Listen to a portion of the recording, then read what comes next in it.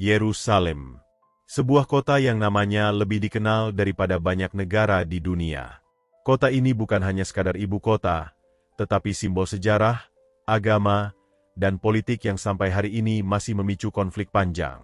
Pertanyaan penting muncul. Mengapa Yerusalem, yang jelas dibangun oleh Raja Daud dan dijadikan pusat kerajaan Israel, harus diputuskan statusnya oleh PBB? Bukankah Yerusalem sudah ada ribuan tahun sebelum PBB berdiri, bahkan sebelum ada Indonesia atau Amerika? Bukankah bangsa Israel sudah eksis jauh sebelum abad ke-20? Mari kita telusuri kisah panjang ini.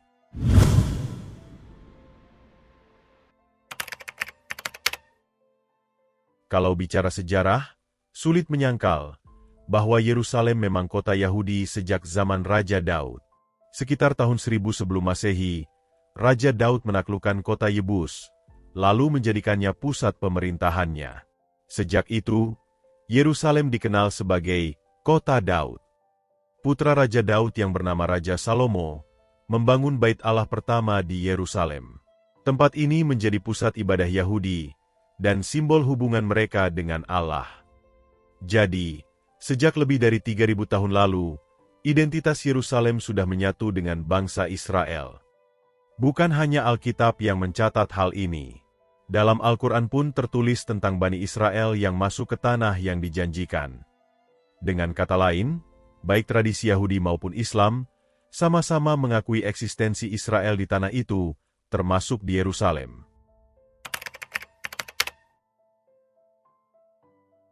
Namun, perjalanan sejarah tidak selalu indah.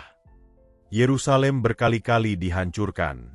Pertama oleh bangsa Babelonia pada tahun 586 sebelum Masehi, kemudian oleh bangsa Romawi pada tahun 70 Masehi. Setelah pemberontakan Yahudi gagal melawan Romawi, banyak orang Yahudi diusir dari Yerusalem.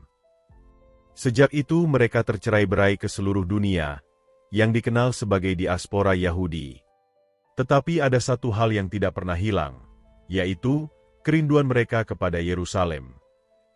Dalam doa-doa umat Israel selalu ada ungkapan yang berkata, tahun depan di Yerusalem. Setelah kejatuhan Yerusalem, kota itu dikuasai berbagai bangsa, Bizantium, Arab, tentara salib, Mamluk, hingga Ottoman Turki. Pada masa kekuasaan Ottoman, kira-kira tahun 1517 sampai 1917, Yerusalem hanyalah kota kecil tanpa nilai strategis yang besar. Baru setelah Inggris mengambil alih melalui mandat Palestina, yaitu pada tahun 1917 dan 1948, Yerusalem kembali menjadi pusat perhatian. Saat itu, orang Yahudi mulai pulang dalam jumlah yang besar, terutama setelah peristiwa Holocaust. Mereka membeli tanah, membangun kota, dan menatap Yerusalem sebagai pusat kehidupan mereka. Pada tahun 1947, PBB mengusulkan pembagian wilayah Palestina menjadi dua negara, Yahudi dan Arab. Pada saat itu, Yerusalem dijadikan kota internasional dan tidak dimiliki oleh salah satu pihak. Inilah awal kontroversi. Dari sudut pandang Yahudi berkata, mengapa harus dibagi? Bukankah Yerusalem jelas milik nenek moyang kami?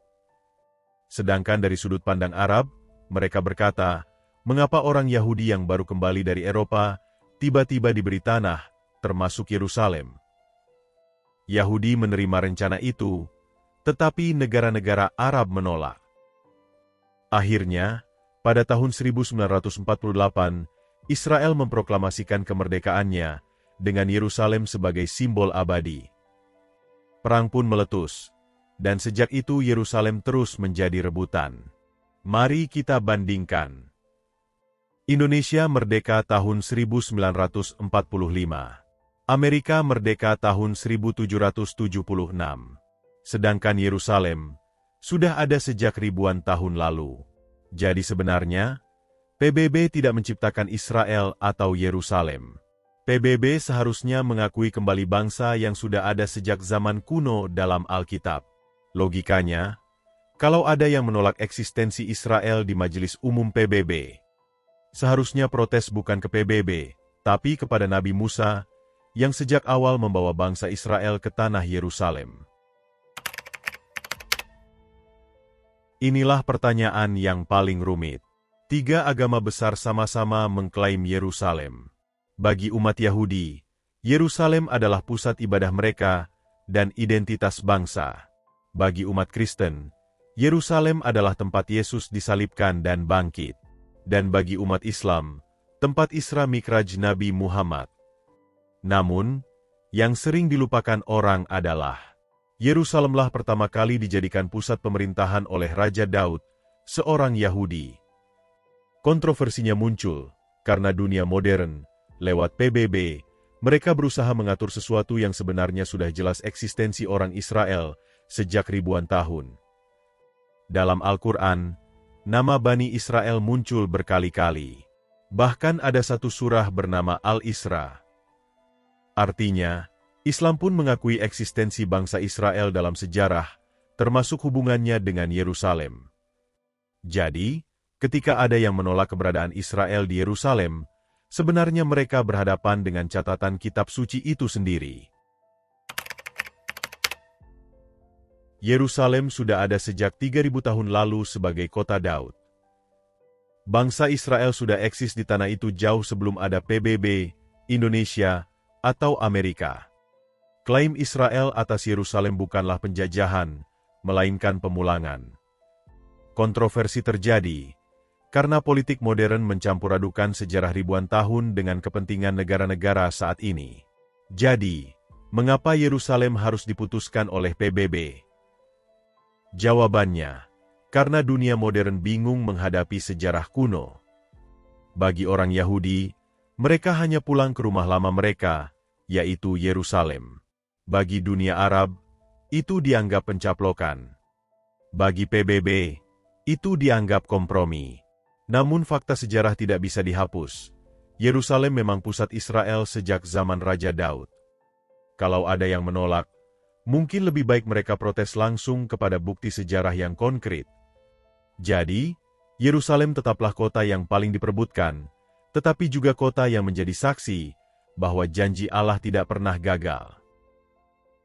Pertanyaannya, siapa yang paling berhak atas Yerusalem? Dan apakah PBB pantas memutuskan status kepemilikan Yahudi atas tanah Israel? Silahkan tulis pendapatmu di kolom komentar.